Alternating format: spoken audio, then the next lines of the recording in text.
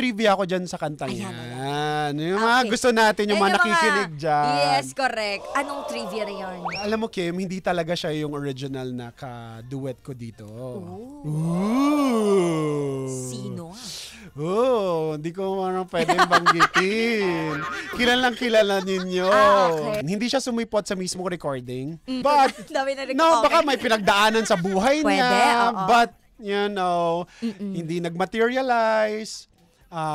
So sabi ko, sige, itatago ko na lang muna yung song, no? So, one time, birthday ni Sir Ogie Alcacid, my manager.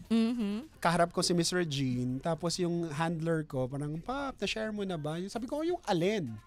Yung kanta, yung nangyari, na hindi na. Sabi ko, wag, kasi Oo. kaibigan ko din yun eh. Totoo naman. Ayoko naman din siyang i-mention doon sa sitwasyon, no? Eh si ate, ano yan? Ano, share niya yan?